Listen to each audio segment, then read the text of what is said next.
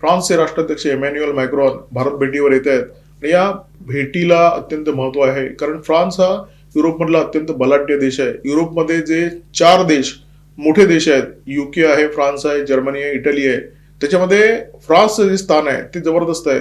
कारण फ्रान्स हा तंत्रज्ञानाच्या क्षेत्रामध्ये अत्यंत पुढारलेला देश आहे. आणि विशेष करून ते तंत्रज्ञान जे लष्करासाठी वापरलं जातं, संरक्षणासाठी वापरलं जातं. युरोपातील देशांना भारत हा आपल्या सोबत हवा आहे असं वाटतंय. त्याची अनेक महत्वाची कारणं आहेत. एकतर ऑपरेशन सिंदूरच्या काळामध्ये भारताची जी ताकद आहे ती सगळ्या जगाने बघितली.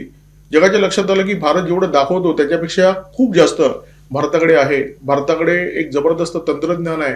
अशा प्रकारचं जे तंत्रज्ञान आहे ते जगातल्या विकसित देशांकडे सुद्धा नाहीये. त्यामुळे भारताची मैत्री युरोपातल्या देशांना हवी आहे. दुसरं महत्वाचं कारण, भारत ही आशियातली महाशक्ती आहे. तिसरं महत्वाचं कारण, भारत हा ग्लोबल साऊथच्या देशांचा निर्विवाद नेता आहे. ग्लोबल साऊथचे देश जे विकसनशील देश आहेत, अविकसित देश आहेत, आणि असे देश भारताबद्दल आदर बाळगून असतात, भारताशी त्यांना संबंध हवे असतात आणि भारतावर त्यांचा प्रगाढ विश्वास आहे.